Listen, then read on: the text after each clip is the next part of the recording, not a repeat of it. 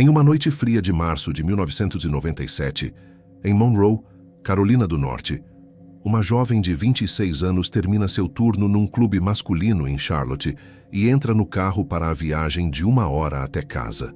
Ela acabara de falar com o marido ao telefone e estava a menos de 20 minutos de chegar quando, de repente, luzes surgem no espelho retrovisor.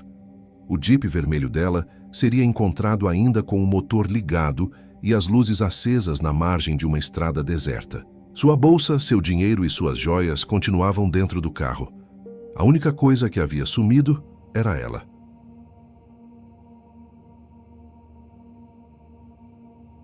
Na madrugada de sábado, dia 29 de março de 1997, o cenário em uma estrada isolada na Carolina do Norte transformou-se em um mistério perturbador.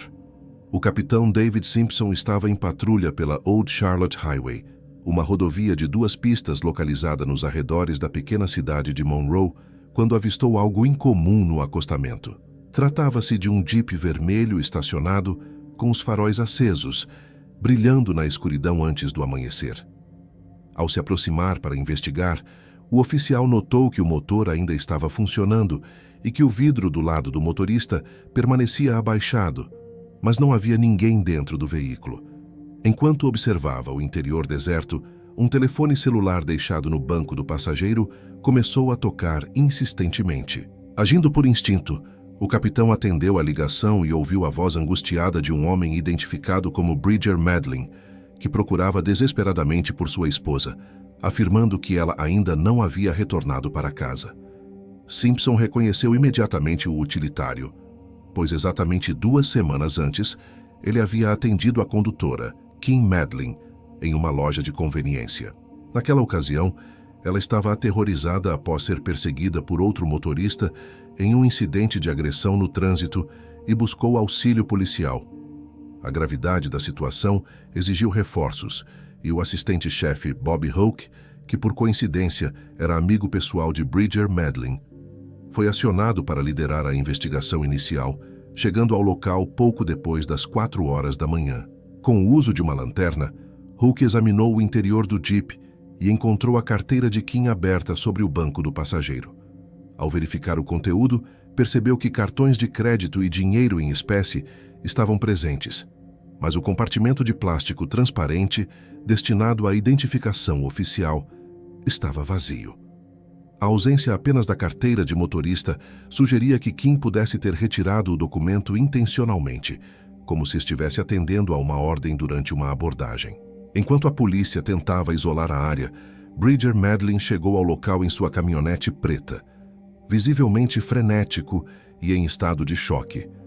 Em um ato de desespero e sem pedir permissão às autoridades, ele saltou para dentro do Jeep de sua esposa e moveu o veículo alguns centímetros para frente e para trás, demonstrando que o automóvel não apresentava falhas mecânicas. Esse comportamento impulsivo não apenas irritou os investigadores, mas também comprometeu a preservação da cena do crime e de possíveis evidências físicas. Para tentar localizar a mulher desaparecida, uma unidade canina foi trazida ao local. O cão farejador, após sentir o aroma dos pertences de Kim, começou a seguir um rastro pelo asfalto, percorrendo cerca de 100 metros ao longo da rodovia até entrar em um caminho particular. O rastreio seguiu até a garagem de uma pequena residência cercada por árvores, pertencente a um morador chamado Nathan Hargett, onde o animal parou abruptamente. Ao ser questionado pelos policiais às 4 horas da manhã, Nathan afirmou que não estava surpreso com a visita, pois havia sido despertado cerca de 1 hora antes, por volta das 3 horas e 45 minutos da manhã, pelo som de um veículo desconhecido parado perto de sua garagem. Ele relatou ter visto um carro com placas do estado do Texas e notado a presença de uma mulher loira no banco traseiro. Apesar de Hoke ter realizado uma busca minuciosa na garagem e no interior da casa, encontrando apenas ferramentas e uma caminhonete comum, nada relacionado a Kim foi descoberto. Nathan Hargett foi posteriormente descartado como suspeito e o caso foi registrado oficialmente como desaparecimento de pessoa ao amanhecer. Kimberly Medlin, conhecida carinhosamente como Kim, tinha 26 anos na época do ocorrido e uma vida marcada por sonhos e dedicação. Nascida no dia 1º de dezembro de 1970, no estado de Michigan, ela cresceu com um amor profundo pelos animais, nutrindo desde a infância o desejo de possuir sua própria fazenda de cavalos. Em busca de oportunidades para realizar essa meta, ela se mudou para a Carolina do Norte, onde sua trajetória se cruzou com a de Bridger Medlin em 1991. Eles se conheceram enquanto trabalhavam em um bar de hotel na cidade de Charlotte. Ele atuava como disc jockey e ela como garçonete. A conexão entre os dois evoluiu de uma amizade sincera para um romance sólido, culminando em um pedido de casamento apenas 8 meses após o início do namoro. O casal oficializou a união no dia 17 de setembro de 1994 e decidiu se estabelecer em Monroe, cidade onde Bridger havia crescido. Eles adquiriram uma propriedade rural de 7 acres, onde construíram com esforço a casa dos seus sonhos e um estábulo para abrigar 3 cavalos e outros animais de pequeno porte. Embora o objetivo final fosse transformar o local em um negócio próspero de criação de animais, as obras ainda não estavam concluídas e a situação financeira do casal exigia jornadas duplas de trabalho. Kim trabalhava 3 ou 4 noites por semana como atendente de coquetéis no Men's Club, uma casa noturna masculina em Charlotte, onde servia refeições e bebidas em um ambiente movimentado e barulhento. Apesar das dificuldades inerentes ao turno da noite, ela valorizava o bom salário, que permitia pagar as contas e investir na decoração do novo lar. Kim era descrita por amigos e familiares como uma mulher inteligente, vibrante e extremamente bonita, possuindo uma habilidade notável para gerenciar situações desconfortáveis com clientes embriagados sem perder a compostura. Seu pai orgulhava-se de sua capacidade de desarmar conflitos rapidamente, o que a tornava uma profissional respeitada no clube. Enquanto Kim trabalhava no clube em Charlotte, Bridger exercia sua profissão de disc jockey através da empresa East Coast Entertainment, o que frequentemente o levava a viajar por longas distâncias para eventos sociais. Na noite de sexta-feira, dia 28 de março de 1997, Bridger estava em Manning, na Carolina do Sul, animando uma festa de formatura de ensino médio, situada a aproximadamente 2 horas de distância de sua casa em Monroe. Devido às rotinas noturnas e às viagens constantes, o casal mantinha o hábito rigoroso de se comunicar por telefone para garantir a segurança um do outro, especialmente quando Kim viajava sozinha pela rodovia deserta durante a madrugada.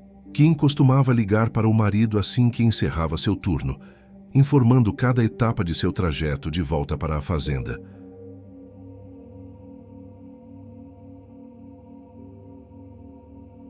Naquela fatídica madrugada de sábado, Kim finalizou suas tarefas no Men's Club por volta das 2 horas da manhã. Ao sair pela porta dos fundos, ela trocou seu uniforme de trabalho por um moletom largo e confortável, despediu-se dos colegas e caminhou até o Jeep vermelho estacionado na lateral do edifício. Após acomodar sua bolsa no banco do passageiro e ligar o rádio para acompanhar a viagem de 1 hora, ela iniciou o percurso rotineiro. Às 2 horas e 15 minutos da manhã, ela realizou a primeira ligação para Bridger para avisar que já estava na estrada. O marido atendeu enquanto também dirigia de volta da Carolina do Sul e informou que estava quase chegando à residência do casal. Durante a conversa, Bridger pediu que ela desse uma atenção especial a um dos cavalos que havia passado recentemente por um procedimento cirúrgico, prometendo retornar à ligação assim que entrasse em casa.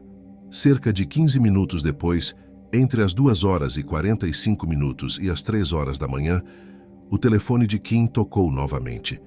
Era Bridger cumprindo a promessa de ligar após verificar o estábulo.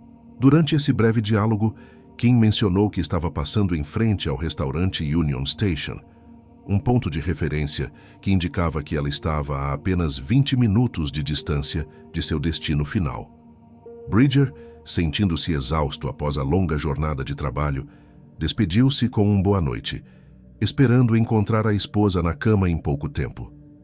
Kim encerrou a chamada e colocou o aparelho celular sobre o banco, voltando sua atenção total para a estrada. Foi nesse instante que luzes intensas e repentinas surgiram em seu espelho retrovisor, cegando-a momentaneamente enquanto um veículo se aproximava rapidamente por trás. Aquela seria a última comunicação de Kim Medlin. Ela jamais chegaria à fazenda para ver seus cavalos. A preocupação de Bridger transformou-se em pânico quando ele acordou às 3h59 da manhã e percebeu que o lado da cama de Kim permanecia vazio. Ao notar que o Jeep não estava na garagem e que não havia sinais dela em nenhum cômodo da casa de 2 andares, ele discou para o celular da esposa, sendo atendido por um oficial da polícia que estava ao lado do carro abandonado na Old Charlotte Highway. O pesadelo que começou com um veículo vazio atingiu seu ápice trágico na tarde do dia seguinte, domingo, dia 30 de março de 1997. Após horas de buscas intensas que mobilizaram a comunidade local e as forças de segurança, 2 voluntários fizeram uma descoberta devastadora em uma área de mata fechada. O corpo de uma mulher foi localizado na Westwood Industrial Drive, uma rua sem saída situada em uma zona industrial, a cerca de 3 quilômetros de distância de onde o Jeep fora encontrado. O local era conhecido pelos moradores como Lover's Lane, um ponto isolado frequentemente utilizado por casais em busca de privacidade. O cadáver estava oculto sob uma pilha improvisada de galhos de árvores e telhas de construção descartadas. Os voluntários, seguindo as instruções de preservação, não tocaram na cena e alertaram imediatamente as autoridades. O assistente-chefe Hulk, ao chegar ao local e utilizar sua lanterna para iluminar a clareira entre as árvores, confirmou a identidade da vítima. Era Kim Medlin. Ela foi encontrada vestindo apenas shorts, sutiã e o moletom que usava ao sair do trabalho, o qual havia sido puxado para cima e enrolado firmemente ao redor de seus pulsos. O exame visual revelou a brutalidade do ataque. O lado esquerdo de seu rosto estava severamente desfigurado por pancadas. Havia marcas de cortes e hematomas profundos por todo o pescoço, e seus joelhos estavam esfolados, indicando um possível arrastamento ou queda violenta sobre uma superfície rígida. Um detalhe que chamou a atenção imediata dos investigadores foi o fato de Kim ainda estar usando sua aliança de noivado, o anel de casamento e um colar de ouro, evidenciando que o motivo do crime não havia sido a subtração de bens materiais, descartando a hipótese de latrocínio.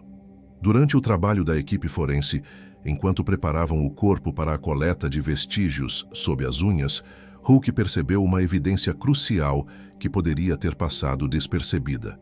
Ele ordenou que os peritos parassem o movimento e apontou para o tecido do moletom de Kim, onde uma impressão nítida de uma sola de sapato havia sido deixada pela força de um pisoteio nas costas da vítima.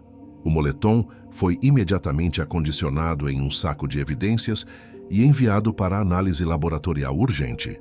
A autópsia detalhada realizada posteriormente confirmou que a jovem mulher havia lutado pela vida, mas sucumbiu a uma combinação fatal de asfixia por estrangulamento e uma fratura traumática da coluna cervical. O legista observou que o osso hioide em seu pescoço havia sido quebrado e que a base do crânio apresentava fraturas causadas por impactos de força contundente. Além disso, marcas lineares e profundas nos pulsos de Kim sugeriam fortemente que ela havia sido imobilizada com algemas de metal durante parte do episódio. Contudo, nenhum dispositivo de contenção, corda ou fita adesiva foi encontrado em nenhuma das cenas do crime, o que indicava que o assassino teve a frieza de remover as algemas antes de ocultar o corpo. Para os promotores e investigadores experientes, essa remoção deliberada de instrumentos de contenção era um comportamento extremamente incomum em casos de homicídio. Embora não houvesse evidências biológicas diretas de agressão sexual, os peritos não puderam excluir totalmente essa motivação, dada a natureza do ataque e o estado em que o corpo foi deixado na área isolada. O caso, que começou com um Jeep vermelho abandonado com o motor ligado na Old Charlotte Highway, tornara-se agora uma caçada por um assassino implacável que possuía o conhecimento necessário para não deixar rastros óbvios.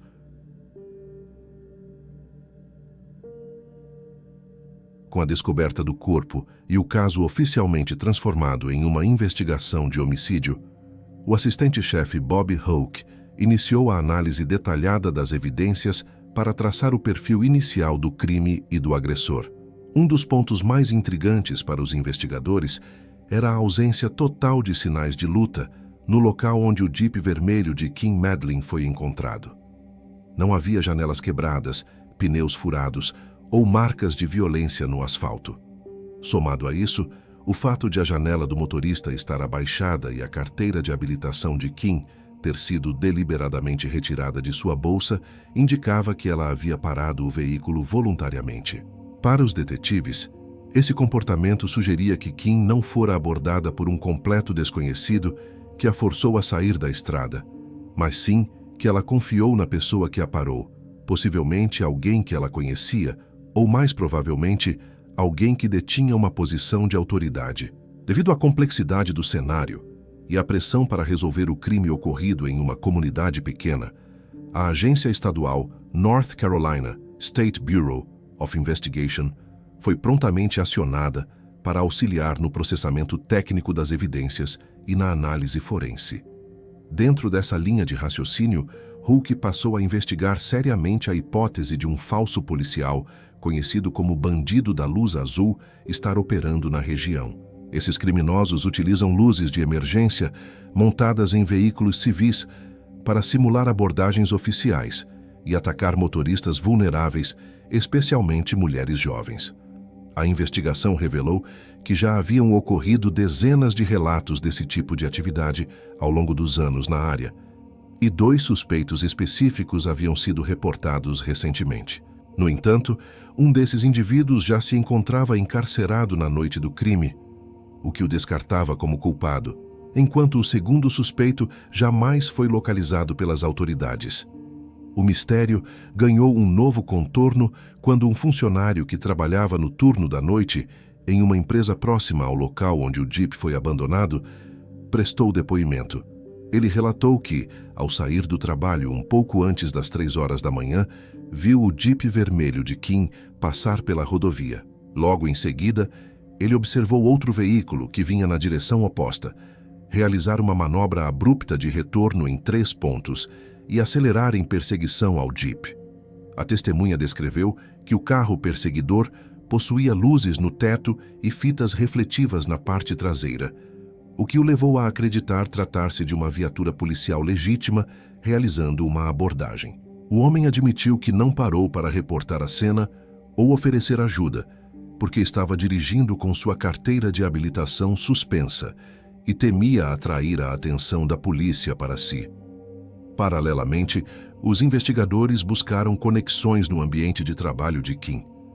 Hoke entrou em contato com o gerente e os colegas do clube onde ela trabalhava para verificar se algum cliente frequente poderia ter desenvolvido uma obsessão por ela ou a seguido após o encerramento do turno. Embora o local fosse frequentado por figuras por vezes suspeitas, os funcionários foram unânimes em dizer que nada fora do comum havia acontecido nos dias que antecederam o crime. Eles ressaltaram que Kim era extremamente competente em lidar com situações difíceis e certamente teria alertado alguém se estivesse se sentindo ameaçada por algum frequentador específico. Diante desse beco sem saída, a atenção da polícia voltou-se para um relatório registrado no dia 15 de março de 1997, exatamente 2 semanas antes do assassinato. Naquela data, Kim relatou ter sido perseguida de forma agressiva na mesma rodovia por um veículo ocupado por 2 homens. Os indivíduos, identificados como Eric Williams e George Connell, haviam sido abordados na ocasião pelo capitão Simpson e pelo oficial Roger Griffin. No momento daquela abordagem anterior, os homens alegaram cinicamente que a própria Kim era quem os estava perturbando ao piscar os faróis e acabaram sendo liberados pelos oficiais.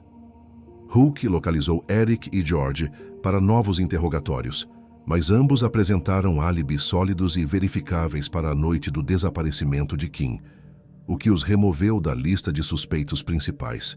Na manhã de segunda-feira, dia 31 de março de 1997, a investigação tomou um rumo tenso quando o assistente-chefe Hook convocou Bridger Medlin para um interrogatório formal. Embora fossem amigos pessoais, Hook não podia ignorar o comportamento de Bridger desde o momento em que o Jeep foi localizado. O marido de Kim fora excessivamente proativo e intromissivo, chegando à cena do crime minutos após a polícia e contaminando evidências potenciais ao entrar no veículo e movê-lo sem qualquer autorização. Além disso, uma inconsistência crítica surgiu no depoimento inicial de Bridger. Ele afirmara estar em casa por volta das 2h30 da manhã e ter ido dormir logo em seguida, mas um oficial de patrulha relatou ter visto a caminhonete preta de Bridger circulando pelo centro da cidade de Monroe naquele exato horário, o que o colocava em uma rota incompatível com sua versão e em direção ao local do crime. Durante o interrogatório na sala de entrevistas, o clima de amizade desapareceu completamente. Quando confrontado com a contradição de seu álibi, Bridger reagiu com uma explosão de raiva e indignação, sentindo-se traído por estar sendo investigado, enquanto o verdadeiro assassino de sua esposa permanecia solto. Ele gritou que Hook estava perdendo um tempo precioso e reiterou com firmeza que Kim jamais pararia o carro em uma estrada deserta para um estranho, especialmente após o susto que tivera com a perseguição semanas antes. Bridger argumentou que a única maneira de sua esposa ter saído do Jeep voluntariamente seria diante de uma figura de autoridade, reforçando a tese de que um policial ou alguém se passando por um estava envolvido. Sem provas materiais para mantê-lo detido, Hook teve que liberar o amigo, mas ordenou imediatamente que sua equipe rastreasse todas as imagens disponíveis de câmeras de segurança da cidade para confirmar ou refutar o álibi de Bridger. A análise das gravações de um caixa eletrônico no centro de Monroe trouxe a verdade à tona. A caminhonete preta de Bridger só foi registrada atravessando a cidade após as 4h da manhã, horário em que ele já havia sido notificado pela polícia sobre o Jeep e estava a caminho do local. Não havia nenhum registro de seu veículo circulando às 2h30 da manhã, comprovando que o oficial que relatou tê-lo visto mais cedo havia cometido um equívoco de identificação. Apesar de limpo perante a lei, Bridger enfrentou um julgamento paralelo cruel por parte da comunidade. Boatos maldosos se espalharam rapidamente por Monroe, alimentados por discussões em bares, lanchonetes e programas de rádio locais. O assédio tornou-se tão intenso que familiares de Bridger recebiam ligações diretas com acusações de assassinato. Um rumor particularmente destrutivo afirmava que ele teria confessado ter matado Kim durante o funeral dela. Uma mentira que ganhou tanta atração popular que as autoridades foram obrigadas a emitir notas oficiais nos jornais locais para desmentir a informação e proteger a integridade do viúvo. Enquanto a vida pessoal de Bridger era devastada pela opinião pública, a investigação técnica avançava para um novo patamar de precisão. Em abril de 1997, o agente especial Ricky Navarro, especialista em evidências latentes da agência estadual, iniciou o exame minucioso das vestimentas que Kim usava quando foi encontrada. Ao analisar o moletom cinza da vítima sob iluminação especial, Navarro identificou impressões parciais de uma sola de sapato marcadas no tecido. As marcas eram o resultado direto das pisadas violentas que o agressor desferiu nas costas de Kim durante o ataque fatal. A força empregada fora tamanha que o padrão do solado ficou gravado na fibra do moletom. O agente identificou um padrão de ranhuras muito específico, conhecido como chevron, que forma desenhos em formato de letra V. Esse detalhe permitiu descartar imediatamente o uso de calçados esportivos comuns ou sapatos casuais. Através de uma pesquisa exaustiva com fabricantes de calçados, Navarro chegou à empresa Thorogood, uma renomada fornecedora de botas para uso militar e uniformes profissionais. Representantes da fábrica Thorogood analisaram as fotos da evidência e confirmaram que aquele modelo de bota era um item de linha específica vendido principalmente para órgãos de segurança pública. O fato mais chocante da investigação surgiu quando se descobriu que aquele modelo exato de bota era o calçado padrão fornecido pelo Departamento de Segurança Pública de Monroe aos seus próprios oficiais. Além do modelo, Navarro conseguiu determinar com precisão o tamanho do calçado que deixou a marca, um número 8,5 masculino no padrão dos Estados Unidos, o que equivale aos tamanhos 39 ou 40 no Brasil. Com essa informação em mãos, os investigadores cruzaram o dado com os registros de pessoal do departamento. Dos cerca de 150 policiais que compunham a força de Monroe, apenas 3 utilizavam aquele modelo específico no tamanho 8,5.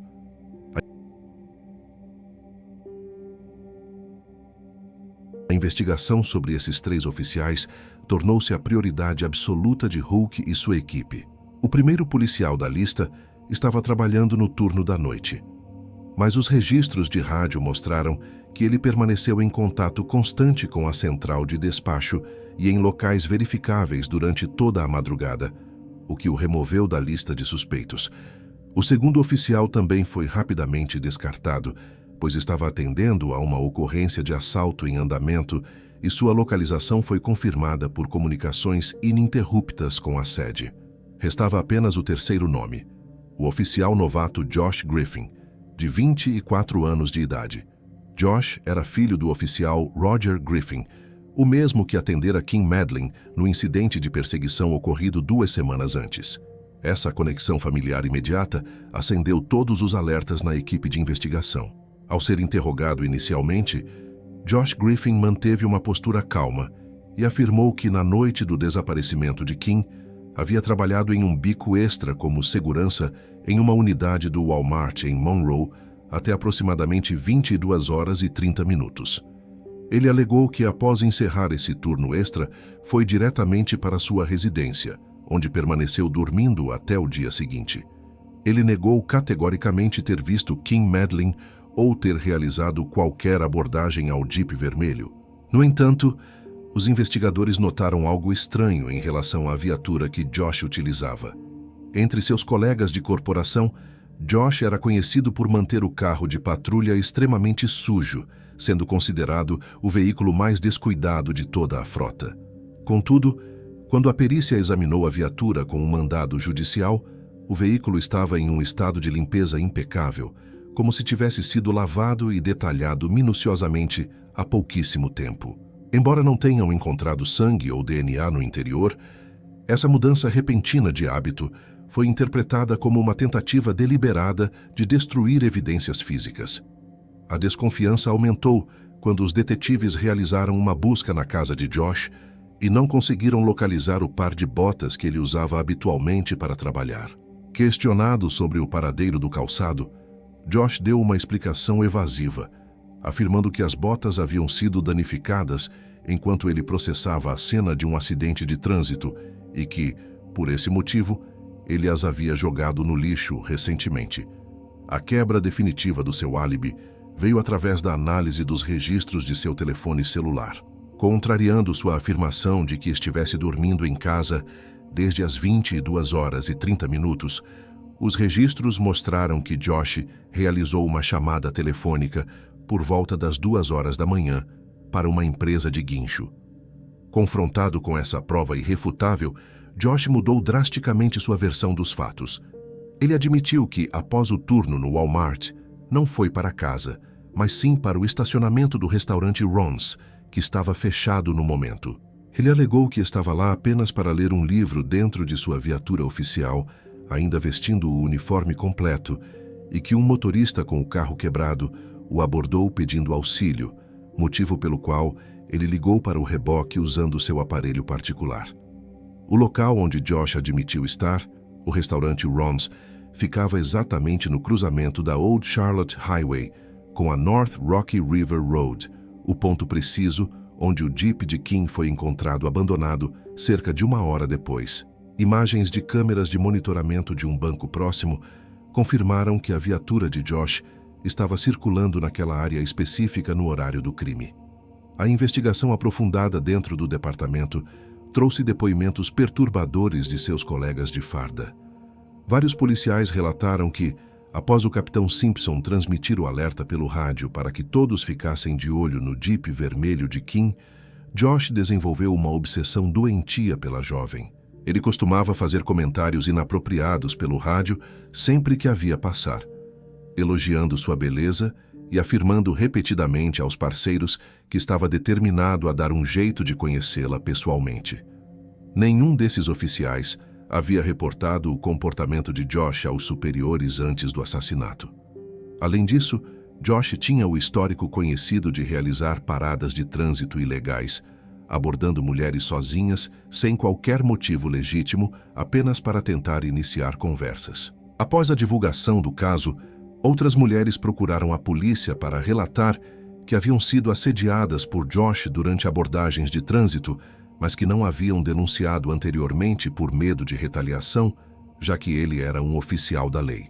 Descobriu-se que Josh obteve todos os detalhes sobre a rotina de Kim, incluindo seu horário de saída do trabalho e o trajeto que percorria, ao ouvir os relatos de seu pai, o oficial Roger Griffin, que fora o primeiro a prestar socorro a ela semanas antes. De posse dessas informações privilegiadas, o oficial novato passou as noites seguintes à espreita, esperando o momento em que o Jeep vermelho cruzaria seu caminho na rodovia deserta. A reconstituição detalhada dos fatos, fundamentada no sólido conjunto de evidências reunido pelos investigadores e promotores, permitiu estabelecer com precisão os movimentos do oficial Josh Griffin naquela madrugada fatídica.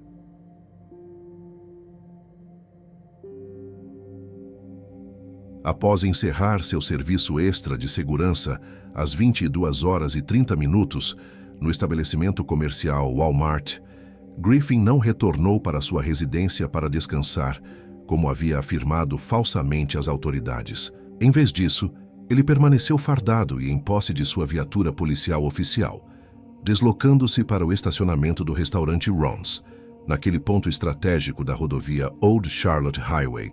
Ele permaneceu de tocaia durante várias horas, aguardando especificamente pela passagem do Jeep vermelho de Kimberly Medlin. A oportunidade de criar um registro de atividade oficial surgiu quando, por volta das 2h da manhã, um motorista civil o abordou solicitando auxílio para um veículo com problemas mecânicos. Griffin utilizou seu telefone celular pessoal para entrar em contato com uma empresa de prestação de serviços de reboque, um ato que serviu para situá-lo no local exato do crime no horário crucial. Após a conclusão desse atendimento, ele retomou sua vigília silenciosa na escuridão. Por volta das 3h da manhã, ele avistou o veículo de Kim passando pela rodovia. Agindo com rapidez, o oficial realizou uma manobra abrupta de retorno em 3 pontos e acelerou para alcançá-la, ativando as luzes de emergência da viatura para forçar a parada. Uma testemunha que dirigia logo atrás observou a abordagem e notou que Kim não havia cometido nenhuma infração de trânsito aparente. Esse motorista, entretanto, optou por não intervir ou parar devido ao fato de estar circulando com sua própria carteira de habilitação suspensa. Kim, confiando na legitimidade da autoridade policial, parou o Jeep no acostamento, abaixou o vidro lateral e entregou voluntariamente sua carteira de motorista ao oficial. Sob o pretexto de verificar a documentação, Griffin ordenou que ela saísse do veículo e a convidou a sentar-se no interior da viatura policial. Dentro do ambiente confinado do carro de patrulha, o oficial provavelmente tentou abordá-la de forma inapropriada. Ao perceber que a situação não se tratava de uma fiscalização real, mas de uma armadilha, Kim rejeitou as investidas e exigiu ser libertada. Percebendo que a vítima poderia denunciá-lo e que sua carreira estaria arruinada, Griffin entrou em pânico e decidiu que não poderia haver sobreviventes. Ele imobilizou Kim com algemas metálicas e a jogou no banco traseiro, partindo em direção a Westwood Industrial Drive, com as luzes do veículo apagadas para evitar detecção. Ao entrar na rua sem saída, Kim percebeu o perigo mortal e, demonstrando enorme coragem mesmo algemada, abriu a porta traseira e se atirou do carro em movimento. As escoriações profundas encontradas em seus joelhos durante a autópsia confirmaram essa queda violenta contra o asfalto. Ainda com as mãos presas atrás das costas, ela tentou correr pela área de mata, mas foi rapidamente alcançada pelo agressor. Josh Griffin utilizou sua pesada lanterna policial para golpear a cabeça de Kim com extrema violência, derrubando-a ao solo. Enquanto ela estava caída de bruços, o oficial pisoteou suas costas com força brutal, o que quebrou sua coluna cervical e deixou a marca nítida de sua bota Thorogood no tecido do moletom.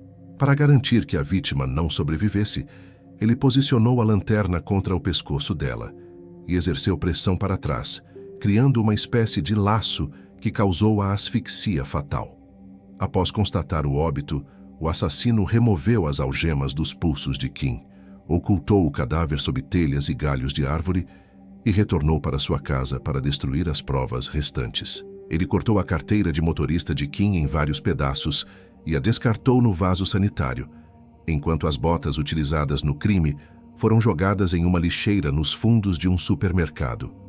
No dia 30 de maio de 1997, exatamente 61 dias após o assassinato, a investigação culminou na prisão formal de Josh Griffin. O oficial foi acusado pelos crimes de sequestro em primeiro grau e homicídio em primeiro grau. Mesmo diante do peso das evidências forenses e testemunhais, Griffin manteve uma postura de negação absoluta, declarando-se totalmente inocente de todas as acusações perante as autoridades. A prisão de um de seus próprios membros provocou um abalo sísmico no Departamento de Segurança Pública de Monroe, resultando em uma onda de investigações disciplinares internas. Diversos colegas de trabalho de Josh, que tinham conhecimento prévio de sua obsessão por Kimberly e de seu comportamento recorrente de assediar mulheres durante abordagens de trânsito, foram punidos formalmente por negligência ao não relatarem tais condutas aos superiores. A carga emocional do caso recaiu pesadamente sobre o oficial Roger Griffin, pai do acusado. Ele teve que viver com a consciência de que, ao transmitir o alerta de segurança pelo rádio policial 2 semanas antes, havia fornecido involuntariamente ao filho as informações privilegiadas necessárias para localizar a vítima. Enquanto o processo avançava, a família de Kim enfrentava o luto em um ambiente de isolamento e falta de comunicação institucional. Em uma carta aberta publicada no jornal local, Sharon Medlin, mãe da vítima, expressou a profunda dor da família ao ser mantida ignorada durante quase toda a investigação.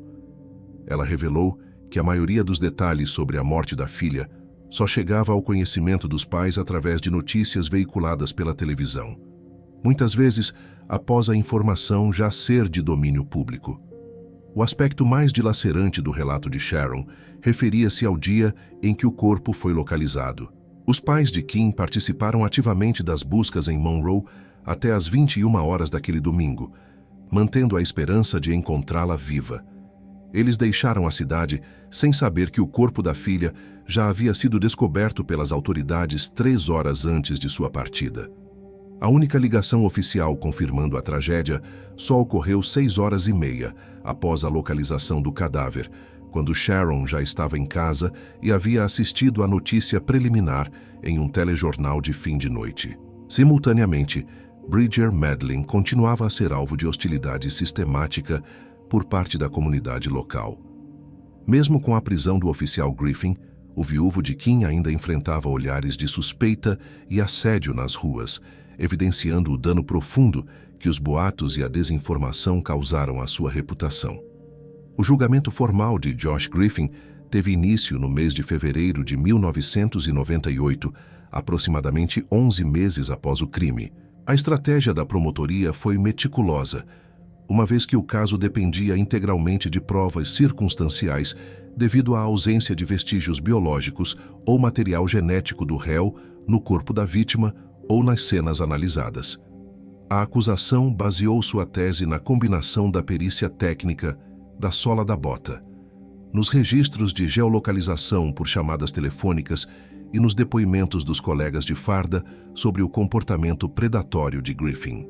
O Estado descreveu o réu como um predador, que utilizou os recursos públicos da segurança para selecionar e caçar uma cidadã. Os promotores enfatizaram que Griffin extraiu informações valiosas do rádio policial, transformando o pedido de proteção do capitão Simpson em uma ferramenta de perseguição obsessiva. O crime foi classificado como uma traição institucional sem precedentes na história da cidade. A acusação argumentou que o réu utilizou o fardamento e a viatura policial, símbolos que deveriam representar abrigo, para uma mulher dirigindo sozinha durante a madrugada, para atrair Kimberly Medlin para uma emboscada fatal. O testemunho da motorista que presenciou a abordagem sem que houvesse infração foi um pilar fundamental para demonstrar a intenção criminosa do oficial desde o início. Durante as audiências, Griffin permaneceu irredutível, mantendo sua alegação de inocência, enquanto a promotoria detalhava como ele havia passado semanas monitorando a rota da vítima. Ao final do processo, em fevereiro de 1998, o júri considerou Josh Griffin culpado de todas as acusações, e ele foi sentenciado à pena de prisão perpétua. 3 anos após o veredito, enquanto já cumpria sua sentença, Josh Griffin solicitou um encontro com agentes do Departamento Estadual de Investigação para prestar um depoimento voluntário. Pela primeira vez, ele confessou o assassinato de Kim Medlin, embora tenha tentado atenuar sua responsabilidade através de uma narrativa fantasiosa. Ele alegou aos investigadores que possuía uma dívida financeira com traficantes de esteroides e que havia sido coagido a sequestrar a vítima como forma de pagamento. Segundo sua versão, esses supostos criminosos teriam acompanhado toda a ação sob a ameaça de armas de fogo, forçando-o a cometer o crime. Os agentes do Serviço de Inteligência descartaram imediatamente essa explicação como mentirosa, pois Griffin foi incapaz de fornecer descrições físicas coerentes dos indivíduos ou provas de sua existência. Além disso, o outro policial que ele tentou envolver no cenário de conspiração possuía um álibi inquestionável para aquela noite. Apesar da tentativa de manipulação, a confissão serviu para confirmar detalhes cruciais que apenas o verdadeiro autor do crime poderia conhecer com exatidão. Griffin admitiu ter destruído a carteira de motorista da vítima e revelou o local exato onde se desfez das botas Thorogood. Ele descreveu o ato de descartar o calçado na lixeira do supermercado local imediatamente após o crime, confirmando a tese dos peritos sobre a limpeza da viatura e a eliminação de evidências físicas. Os investigadores responsáveis pelo caso notaram que a confissão, ainda que tardia e parcial, encerrou oficialmente qualquer dúvida sobre a autoria do homicídio. Atualmente, Josh Griffin cumpre sua pena de prisão perpétua nas instalações da Pankow Correctional Institution, localizada na cidade de Bayboro, na Carolina do Norte. O caso permanece como um lembrete sombrio da quebra do juramento de proteção à sociedade e do impacto devastador que o abuso de poder pode causar à confiança pública nas instituições de lei.